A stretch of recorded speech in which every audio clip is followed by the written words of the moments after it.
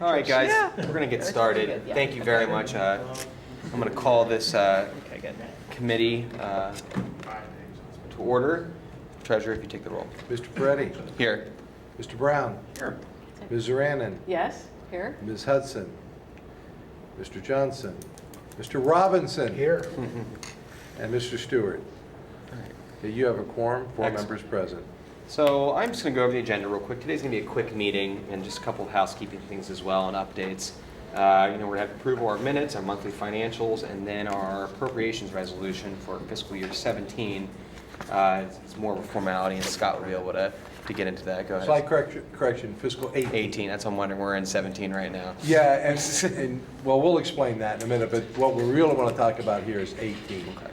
And just a couple updates real quick. We are going through the state budget process. That's been quite an interesting process. Dr. Roush and Stan Bachoric have been really active communicating with our legislators and what the impacts will be. We are a cap district, and we see these changes every 2 years. And sometimes it's hard for legislators and the community to really understand how much this really affects local school districts. But we were at some point ago, and Dr. Roush, you can correct me, 12% at one point a few years ago on the cap.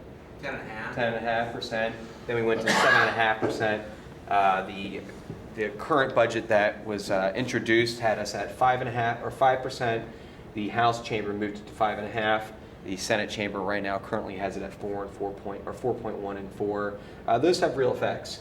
And it's very frustrating for school districts that try to plan for the future, try to plan for some sort of stability, and we have a funding formula that changes constantly for us, especially when we've been building in a lot of those extra wraparound services for all of our needs that we have in Columbus City Schools. Being the largest school district, we have a lot of ESL students, we have a lot of special education needs, and we embedded a lot of those things in our levy.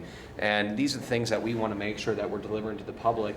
But when you change the funding formula that drastically, it makes it really hard for us to operate at that same level. So we're fighting through this. We have a lot of great people out there advocating for us, and we'll know more, what's going on as the month progresses. There's still a lot of changes that could happen. Another point, we had talked about our facilities operating budget. Maurice and his team have been working diligently on that, looking at all the different things that would make up our buildings, capacity, types of whether they have furnaces or other types of heating mechanisms and air conditioning, different things like that go into what the cost of operating a building is. But we want to be careful because it doesn't always correlate building A to building B. So we're still working through that. We're going to probably see that maybe August or September and begin sort of tailoring that and be able to use that as another tool. As well as we know that we need to fill some membership. And I just want to thank you for everything that you've been able to do, Tim, for this committee.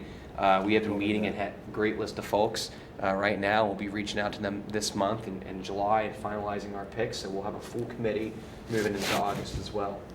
It can only go up from here, right? What's that? So it can only go up from here. Yeah. And this is our last meeting. So this is our last meeting for the 17 school year.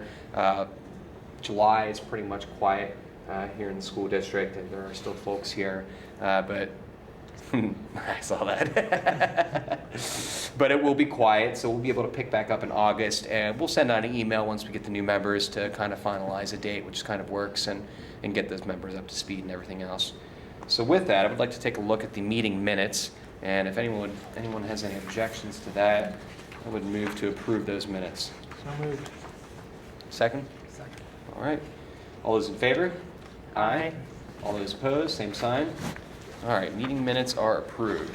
I think we're going to move right into our financial report, and I'll kick it off to Stan. Thank you, sir. Okay. This is the report for the 11th month of our fiscal year, May. The trend of revenues above plan and expenditures below plan has continued in May, as you can see. Revenue came in at about $30 million over plan, again, largely attributed to the receipt of the new the levy dollars. That's at 3.8% above plan. Expenditures running $6 million under plan at about 0.8%. Looking a little bit closer at the revenue side, no changes in property taxes from last month, because we're not, at least at that point in time. Since you're out of session for the, I guess you got, your final month actually will be, you'll be June, doing Yeah. June? Is that, June is the final month of the year? Yes, yeah. And is that more predictable, and this is pretty reflective of the end of the year, or there's still? I've got some comments about that, but a lot happens in June too. So there's still? Yeah, we've the got, normal that's our volatility. 3-pay month, the 127th pay that we had accounted for. We've got a lot of non-operating things going on, like advances out to cover cash flow deficits and other funds. So that's, some of it's been posted. I've got some updates, kind of a spoiler alert for June to go over. But there are still some big items that occur. Some of them not until the last week as we get closer and closer to closing. Those would be some of those transfer ins and transfer Yes, outs and yeah, issues that's a like big- that. That'll be a big item. So again, on property taxes, no change from March. State aid was on target this month at about $181,000. We've had some timing issues in the property tax reimbursement area that have worked themselves out. And because last month we were about 3.2 million, let's see, 3.2 million over last month. It came in 2.8 million under this month, so it offset one another as we thought relative to rollback and our reimbursement for tangible personal property payments. Now, this is the June spoiler alert. We've received our 2 payments so far for the state for this month, so we're done with state revenue this month. We updated that, and we are looking to end the year at about plus 829,000, which is just a shade under this 0.9. And forgive me if I'm wrong, what Yeah. makes up that non-operating piece right there? Non-operating are all the transfers and advances Okay. typically. So on the state side, we should be probably within 0.2% of our revenue estimates, and that's going to be on about 375 million when we get through June. So I think that's really good that we're on target there. And the other operating area, this came in about 3.2 over plan. Again, another timing variance because we were under plan last month. That's solely due to when we receive Medicaid reimbursement. You don't know exactly, but it's generally within a 1 to 2 month time period. So that brought that back in line a little bit better. In June, with this being expected in June, this will resolve itself. We've run those numbers, and it's coming in right on target for June, so that's also good. No change in non-operating revenues from April, but you'll see a change in June potentially, because that, I think there's in a plan, you're talking about a $14-15 million expected expense in that area for the month, so for June, so we'll have to see how that comes out. Now, do you think there's a point for us to maybe have a late meeting in June to kind of close the books even with this? Or no, wait until August for June and July's monthly I financials? would say no. Okay. If something dramatic happens, that what I just mentioned about these items, that there's a huge swing. Huge to me is probably, in excess of $10 or $15 million net. Okay. I would say maybe yes, Okay. but timing and scheduling and whatnot. I mean, I could do a June report and get it out to the committee Okay. as an update and just do it that way I through think email. that would be helpful to kind of You know, send it that out way to you're not folks. waiting till August to get a surprise that if the year ended better or worse than what we anticipated, or regardless, just to let you know how the year ended. Yeah, I think it's a Do good that idea. in an email. Okay. Okay, I'll do that. So that's it on the revenue side. So you asked the question, the non-operating, that deficit, that's less transfers in, and that's other funds, are you going to talk about that, or? Well, yeah, on the non-operating side, it's running under, in that those, we anticipated them earlier in the year, not needed. Now we've got a big chunk that's anticipated here in June, which I think we probably will need to do. So we'll see how that comes out. If I look at it in June, it looks currently really out of whack, much more under plan than this is. So depending upon how those come out, this number could get better, could stay the same. I don't know if that helps or not. Well, I'm just trying to, is it real variance or not? Is it more of an internal transfer type of thing, or is it where it's And it's all really a not function of- economically important? Yeah, it's all a function of what other funds need in terms of cash flow. It also is a function of what we estimate.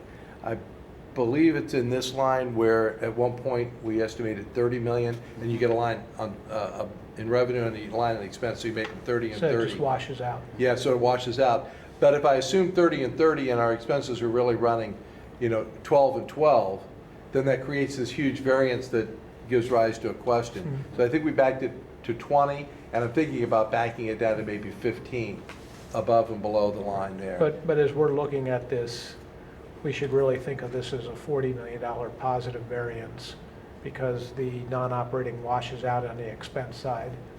And you got an offsetting expense savings. Is that, Not so much? I don't want to run the numbers on that exactly, but I think it sounds right. okay? Yeah, if you took this out of the picture, yeah, we'd be 42 million positive. Right, Right. and that's really the way to think of the true economics, because you got an offset in your expenses on the 11 million nine. Yeah. And the timing of it's real important too, because you could be transferring that money on June 30th and returning it the very next business day. So you're just crossing that fiscal year. Okay. And what we put into the budget really affects this variance number. We want to crank that down so we get it, so it historically better predicts what that number is. Because right now it looks like, well, why do we have an $11 million variance? Well, it's because historically, maybe we're not doing 20, we're doing 15. Okay. Just to break down, you can see how close we are. Property taxes are contributing the largest to the overplan, and other operating and non-operating are pretty small contributors. Month to month, still doing pretty good. When we get into the expenditure side, personnel this month increased 1.1 million, further over plan as we're expecting it to. We're still projecting to end the year around 15 or 16 million over plan when we get this last pay. Our last pay is on June 30th. We'll know what that is like the Friday before or the Monday before. It'll probably get posted up, so I'll have a pretty good idea around Wednesday or Thursday, 2 days before the end of the fiscal year, where that comes in. Non-personnel, still an issue. That's going to be an ongoing project to see if we have something systemic going on in terms of what we budget and what we actually expend. Don't have an explanation for that right now. Because we have been under historically now, at least It's, for a year or two. Yeah, and that's what Scott and I were talking about today, about having to go, we're going to go back at least to 2014 and look at the over-unders through all the budget categories and non-personnel and see if there's a pattern that we can identify. Is it investments that we had slated to make in computers or books or whatever that we didn't make, or is it something more Like fuel and supplies. savings, true savings because we're operating more efficiently? That's the question that we're trying to answer. Okay. Yeah, and there are three big things that look like they're jumping out, like our phone utility, natural gas, bus fuel. I mean, those wouldn't be an investment; those are just pure savings. But it's the things we want to make sure that aren't occurring where we allocated something for a computer technology refresh and didn't do it. That's we want to make sure that that stuff's not that what we said we were doing, we're doing. Right. And We can also look at, we have our appropriation or our budget amounts. And I've used those numbers to be the total amount that gets spread for our month-to-month plan. But if we can develop this trend, this pattern, perhaps maybe for some line items, we, from a cash flow month-to-month plan, say, look, we historically do 85%. So let's spread that month to month, and that might give us a better indicator of cash flow-wise where we go. So you have your appropriation. If you assume you're going to spend all of that, you would project a certain ending cash balance. But if you know that there's pieces in there that you typically do 85% on. If you do that, it'll give you a little bit different picture. So that'll we can true that. It just seems, you know, we see a lot of things like supplies and materials, and optically in the public. You hear a lot of people talking, teachers and other folks talking about, well, we don't have this or that. So I guess you know, and I understand it can be, you know, things can be a little bit more complicated, but this is something I really want us to make sure that we nail down more than anything else, because it seems like it has been for the last 2 years. So I just look forward to getting this sort of ironed out. Mhm. And you've heard us typically say that we're conservative, so our expenditures come in under our estimates and our revenue, and on the expenditure side. And on the revenue side, we come in over. But as we can, we want to tweak that down. Because this is 13 million over the year as of now. That's quite a bit of money. It is. Have to do the math on how that is relative to, Yeah. 850 million. True. In total expenditures, and if this is broken up into little pieces and parts, or is it centralized in several accounts? And what do you do with a fuel line? You don't want to under budget for that, because you have no choice. You can't, when we get to that point, that's not an expenditure that you can turn on or off. If we hit, a bad market, fuel prices skyrocket, and we don't see that, we need to have cushion in there, so that, and all of this is part of this trend and more detailed analysis, and we'll go back over at least 3 to 4 fiscal years and take a look to see patterns. But I will say with the utility piece and the bus fuel, that looking at some of this information, we did reduce what was asked for in 18 for those things, because we knew we were trending under. So that they did look at this stuff and see that trend going the right way for us. So we did reduce what we would. Fuel and gas would seem like the tricky ones, but then other issues like supplies, telephone services, things like that seem to be something that we could be able to rely on and look at and have a clearer picture without assuming different trends in the future. Like what's pupil transportation under purchase services? Is that just special transportation? 480? Yeah, that's contracted. Okay. And is that, again, behavioral? Is that something that we're not doing this year? Field trips in there too. Field trips and contracted transportation. So you'll have field trips in there, but as well as the contracted transportation that we use.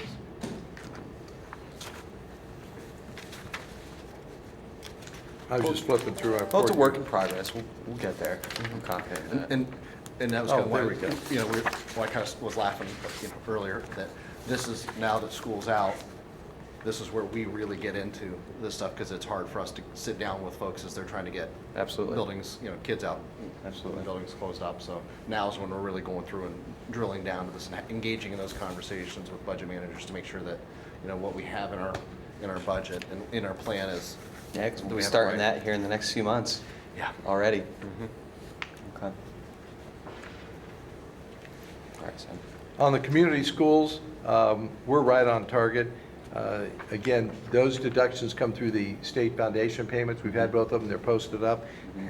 And right now, while we've got 180 million appropriated, the year-to-date, this is the spoiler alert for July, while we were close here, we were within, $670,000. For the month of June, posted up at this point, on 180,000 appropriated, 180 million.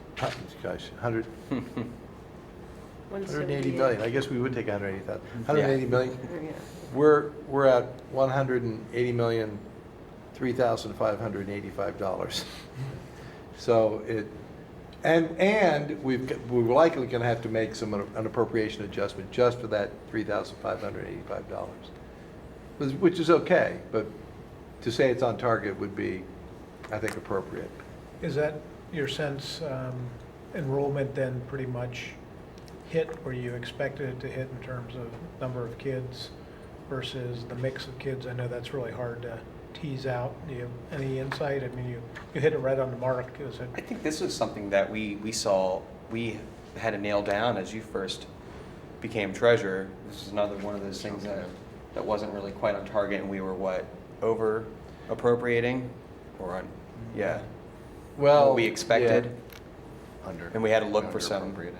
We had an issue with a change in the cost per pupil. Mhm. Excess and disadvantaged. And that kicked it way up. I think it was fiscal 15. Uh-huh. So that, I remember we had conversations about a $20 to $24 million issue Yeah. then. And then we went back and began to trend that number better. But we did it in the aggregate, not the pieces and the parts. So to say that, what did you trend on a cost per pupil or on numbers of pupils? We haven't done that yet.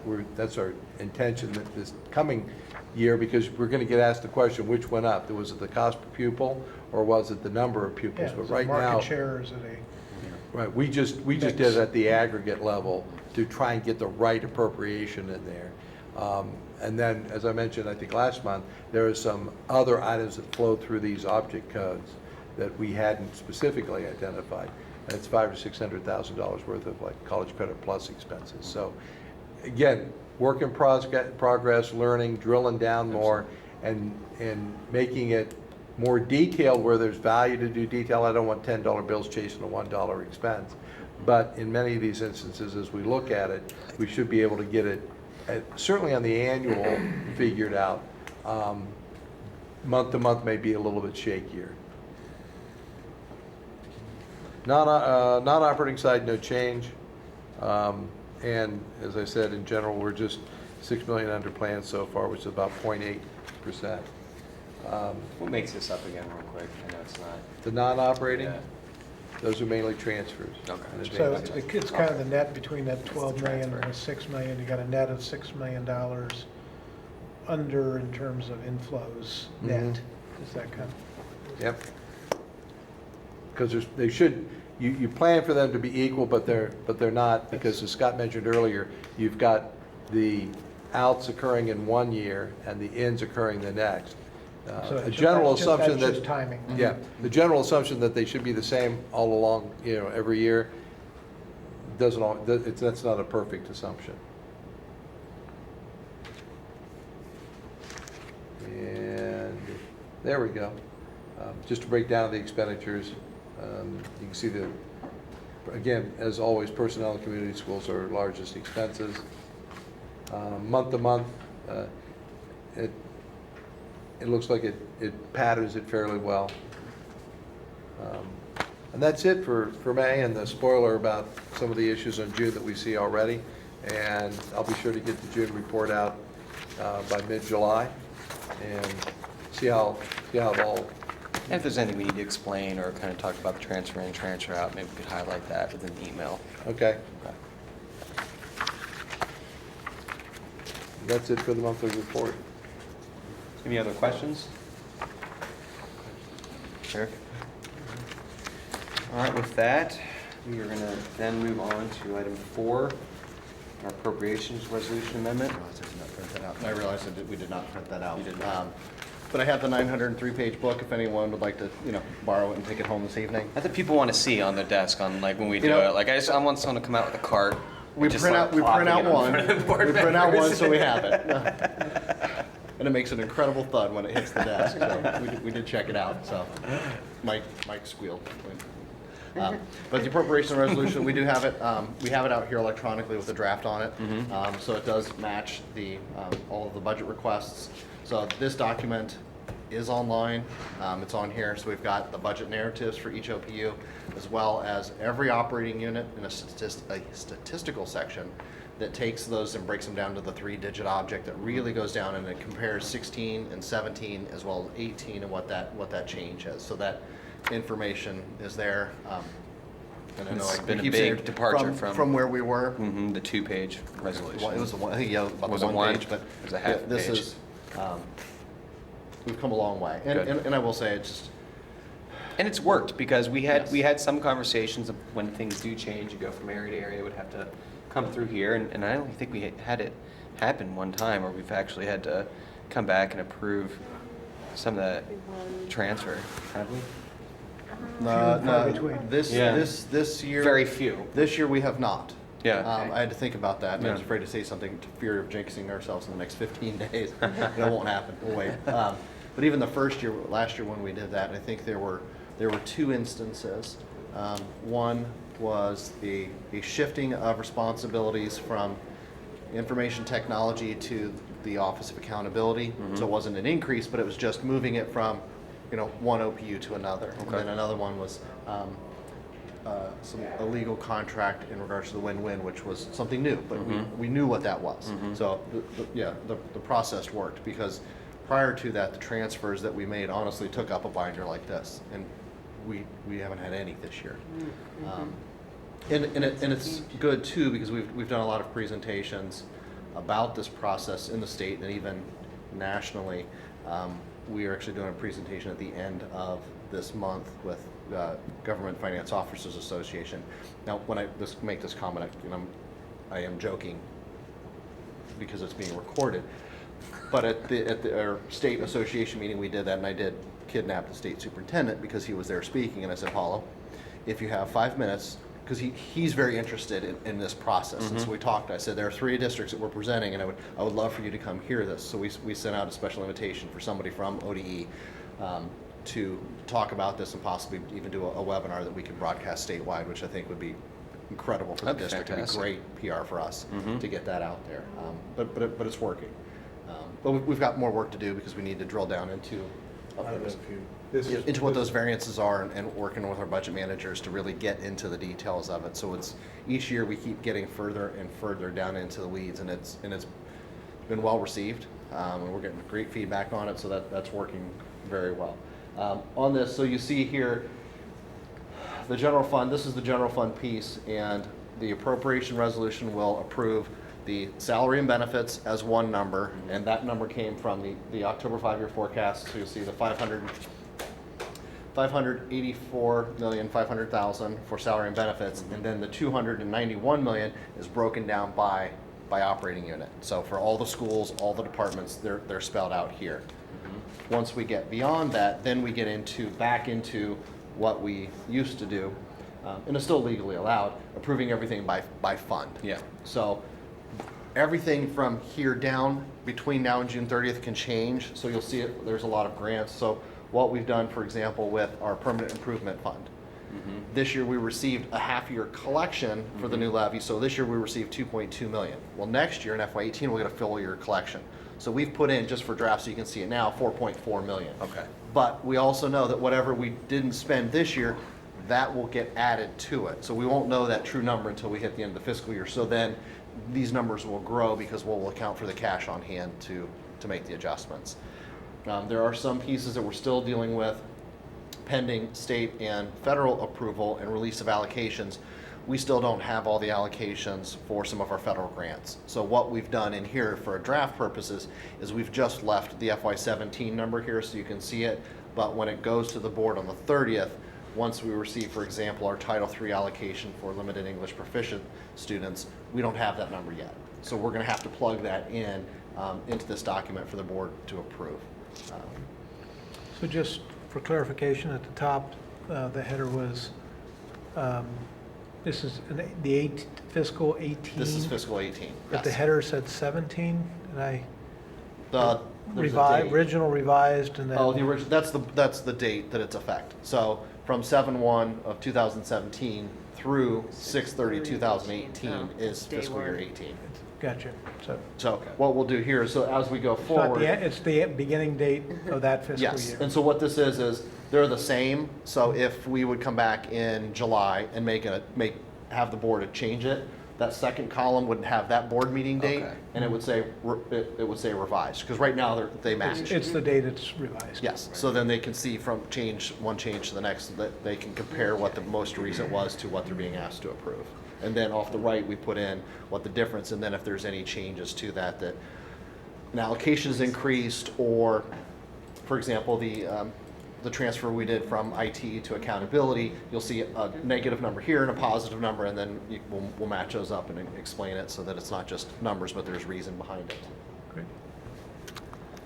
This is all organized by type of fund. I was searching for while he was talking about the permanent improvement fund, I was searching for it. It's not numeric, it's by type of fund. Right, and then the capital project we have in there with the $125 million we did, We issued $75 million of bonds this year, so what we have in here is that remaining 50. But again, we didn't, by June 30th, we're not going to spend that full 75, so what's still on the books at that point will get added to it, and then we'll continue to track it. And this isn't for approval, this is a draft that's going to be refined as you get your final Yeah, the general fund federal piece, the funding. general fund piece is done. So that everything, all the presentations we did, that piece is done. It's all these other funds that, where it's allocations and things like that, that when it comes in, it's what it is. Right. So once we have those final numbers and have year-end numbers and we know what the cash balances are that we'll add to these, then that will go to the board on the 30th at 9 a.m. Correct? Correct. Thank you. And thank you, the committee, for going through presentations on this. I know it's It's been fantastic. a lot, but Enlightening. it's, hopefully it's Yeah. been very helpful and useful for me. I'm hoping it was for you Oh, as I mean, well. it's just such more smoother this year, as you said, interacting with your Mhm. different folks and how that's changed over the last few years, and The you know how conversations changed. how quickly we got through all the presentations. This year was a lot different than the year before. So I just see the process getting smoother and more refined, and I'm looking forward to, like I said, getting that facilities operating piece at some point. And again, it'll just add another layer of understanding what's going on in our schools. We get this document to 1,000 pages before we're done. Yeah. And the budget Look narrative at Mike. layout, the budget narrative layout is the same as it's always been, right? Yes, yes, And that's Yep. also out there. correct. Much larger document. Yeah, I'm debating on the board docs piece, putting a little warning. A very large document may take a long time to download, just, But that's, because even doing it in here, like, oh, man. you've seen that format It's going. before, that's how it was So presented. those are the narratives. And Okay, that's, good. that's what I'll read away. Then if you want to hit end and go to the bottom so they can see what the bottom one is. So then here, I can't tell which one that is, but typically each operating unit's going to have 2 pages where each object is broken down to What's the going on. 3-digit level. Yeah. So You're on it's here. It's outreach. very, very detailed. I can Now, read that, there are right? some in here that capture all OPUs, but not every OPU has data. So there are some in here, for example, we have auxiliary schools, that they have state and federal funding. They don't have general fund funding. So they're in here, but they're all going to show 0. So it captures everything that's there. Outreach services. Yeah. Any more questions? Anyone? No? Fantastic. Well, I think that brings us to the end of the meeting. And again, I just want to, Tim, I really want to thank you for, helping us get to this point. If it wasn't for you, we wouldn't been able to get to here. And, as Mary Jo bequeathed this committee on me, I have been learning as well. And, I just appreciate that I get to surround myself with a lot of great people that have been helping me sort of grow in this position and helping our district put forth a process that can be a model for all school districts. So I'm really excited to hear that, we're going to get some more exposure on this process. And if there's any way that you can keep the committee and the board sort of updated on, when that will be happening, I would love to be able to see that and watch it if it's streamed or whatever the format is. That would be fantastic, and I would be really interested in that. And like I said before, we're going to have some new members. We've been talking, have been gathering a lot of input, and thank you for everyone who's been able to get us some folks' names, and we'll be sorting through that, and we'll have some new folks for August. And we'll have a full committee, and again, for me, it was another learning experience to keep on top of people's terms and how we have to think about that. But again, another move in the right direction. We were able to keep a quorum going through all these processes, and that's been fantastic. So I look forward to the next year. I look forward to going into the next budget process, looking at the facilities operating piece, continue to refine this. So do we have any additional questions whatsoever for the committee today?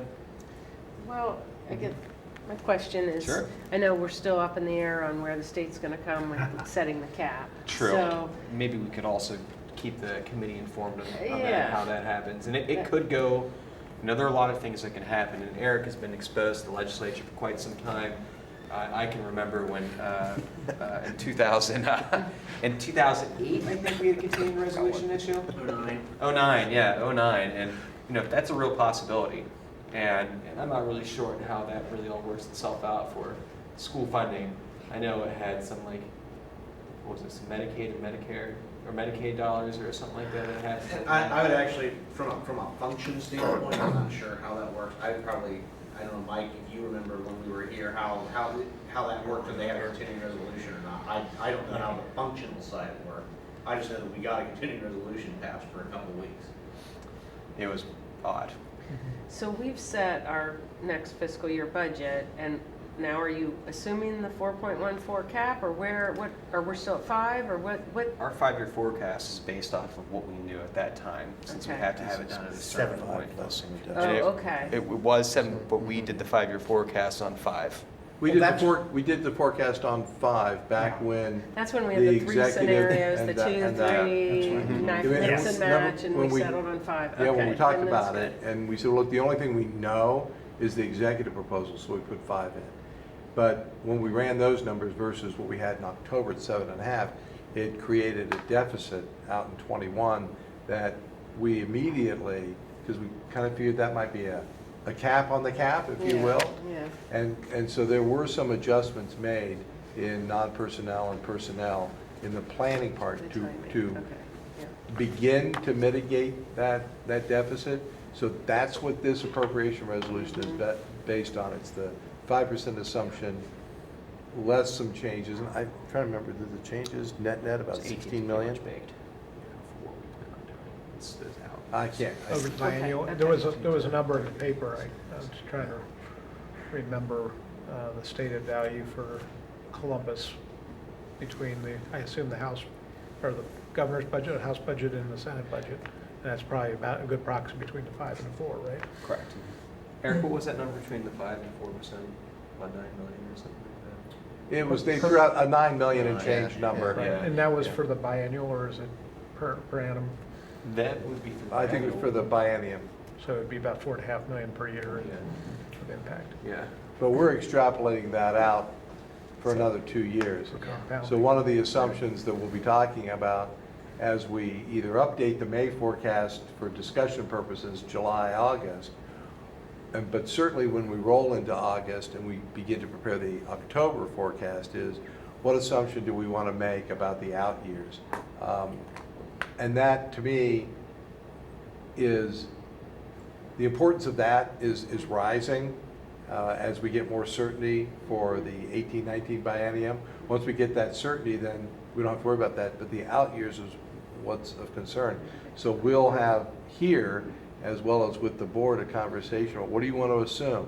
Because we've gone through different approaches, perhaps. So last year in 16, as we prepared for the levy, the approach was assume what we're getting now, that'll be what we get in the future.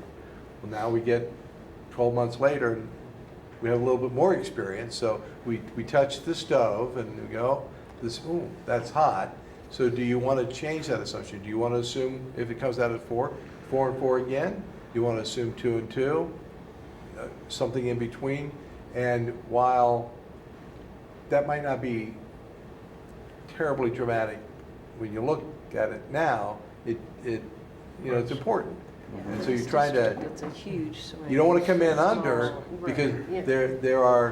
there are consequences one way or the other. There are consequences to levy planning, there's consequences to programmatic planning. And, if you, like right now, our revenue estimates are higher than what we believe we're going to get. So that means we've got to go back and potentially do program reduction, changes in expenditures. On the flip side, if they come in above, then retrospectively, we put into place program, we had The timing additional that funds that we we put. could have done some things with. Yeah. See what I'm saying? Sure. So that's tough, and in this business, it's important to do, I'm switching out of my opinion. In this business, it's very important to do this year as much as you possibly can do, because next year, the kids are in the next grade, and some of the kids are gone. So you only get one bite at the apple, absent some other things, but you only get one bite of the apple for a first grader, second grader, eighth grader, ninth grader, and you need to do all that you can in that year.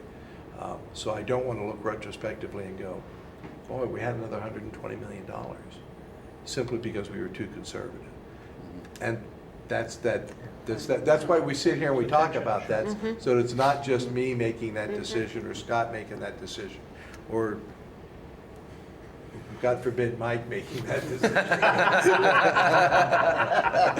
So that we all have an appreciation for the pluses and the minuses of what happens from a planning perspective when you look that far out.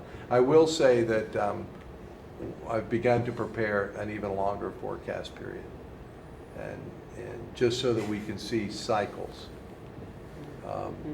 It becomes much more uncertain, certainly, but the macro picture is what's important. Like 2030, that we looked at briefly. Yeah, was it like we would, I want to go about 15 years. And, you know, the basis for years 6 through 15 are trends.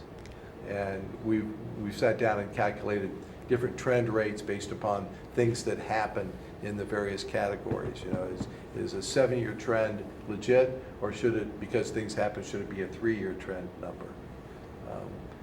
It's the beauty of Excel. You can do a lot of scenarios and a lot of what ifs, and I think we're very good at building Excel spreadsheets to do that. And it helps in the discussion. You can visualize that kind of policy decision very clearly. Well, and it helps that we're ending the year, mostly on target. I mean, there hasn't been giant like, ooh, so that shows a lot for the process and the steps that people are taking, and so Yeah, thank we you. know Yeah, what's, it's yeah, good. we know what's been going on, and we'll be able to track all that. Again, all the uncertainty falls upon the state funding formula Yes. and how much that has changed over the Gonna be years. consistent. And what it's gonna look like in the future, new governors, new legislators, a lot of unknowns, which I personally, I like to work with what we have, and maybe that to be to my detriment sometimes, but it worries me. There's part of me that, you want to be conservative in how we look at our out years, but at the same time, I have a problem continuing to assume that our current funding formula and the cap that we're on is going to continue to decrease and decrease and decrease. But then I have Hope to not. also be, I have to be realistic about it as well. So it's something that we're going to have to discuss as a board and how we sort of land on it moving forward. But yes, it's that assumption is such a big piece of this, which is why this committee and why Columbus City Schools have been sort of setting the trend on informing the public, and it's important for people to understand how this works, and not a lot of folks know how this works, and I think that we've been doing a fantastic job trying to illustrate that and educating ourselves, educating the public on this process. Perhaps at some point in the foreseeable future, there will be a significant change to the way Absolutely. schools are funded. I mean, it's just such a problematic process that something's going to compel that. Yeah, it's before long. problematic, absolutely. I mean, your school districts are probably the most important infrastructure you have in a state, and to have such no reliability on how they're going to be funded, to me, it's just sort of asinine that, our state leaders would continue down this pathway of uncertainty that we have to deal with, so. I feel like we're planning a big outdoor wedding and we have no idea what the weather's gonna do. So it could be awesome, or it could be, so hopefully someday we'll be able to find out the weather I have to before. tell you this, that we- didn't make me feel any better, Jeremy. It could be a beautiful day. It could be- Well, I know. Well, do we- With the weather, at least we've got, you can look at the farmer's almanac and see what it's been Yeah. and see what the odds are on any given date. There's some science in there as well. Well, maybe we'll, like you said, Eric, maybe someday the cart won't be before the horse. And someday. Yeah, maybe. Well, do we have any more questions or comments or anything like that for the meeting? We're good. I'd just like to say it's really been a pleasure to serve on this board. It's been amazing to watch the progress and the amount of great work and insight that's been built over the years. I think I'm really confident in the strength of the committee and fabulous financial leadership team. So it's great to be leaving at this point in time and seeing the great progress. I feel really good about the direction of things. So congratulations on some really great work, and it's been a pleasure. Thank you. Thank you. Yeah. Thank you for your. This is just like another one of those things, like, as a board member, we've been able to embed this finance committee into our policies.